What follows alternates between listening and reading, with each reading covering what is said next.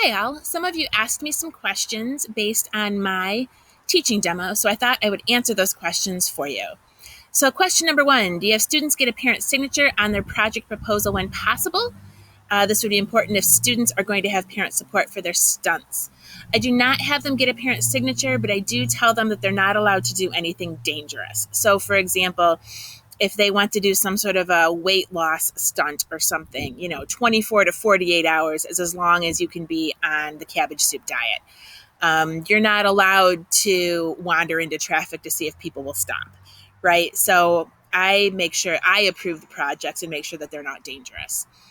Do students ever mention whether their siblings or parents decide to participate with them? Yes, absolutely. Especially things like giving up Netflix for a week. Those types of stunts families have done together. How do you have students share their end piece? They do a presentation. Now this year they did their final in Flipgrid. So they walked through what they did, their expert, what the expert said, and what they learned. They did that in Flipgrid, but usually that is a presentation in the front of the room. What if they don't have any idea who to talk to about their topic? Well, that's why we do the crowdsourcing in Flipgrid. That's the whole purpose of that, besides building community, is to have every student have responses on who to talk to, where to research, what type of research to do. That's the crowdsourcing part of the entire assignment. Do I have any resources I could share about using larger texts? Well, I actually wrote a book. You can buy the book at Teachers Discovery. It's called Teaching the Research Paper They Want to Write. And I'm the singular author on that. Or you can go to my website, which is merchibhs.com. And the unit is under English 3 Research Project. And most of the handouts in the rough draft form are there. How do we help students learn how to ask questions that Google can't answer? So because they're asking questions about themselves, Google can't really answer that. I can't Google what will happen if Sharon Murchie actually does her physical therapy. So some of that is in the fact that it is personal, that they are discussing whether or not it's a personal stunt or something that's personally important to them philosophically. Google can't tell them the answer because it's their own learning. How might we balance a creative project like this with a more scripted curriculum? That's tough. But if what you have to do in your scripted curriculum is teach research skills and citation skills and works cited, all of that is happening in this unit. How can this help create community?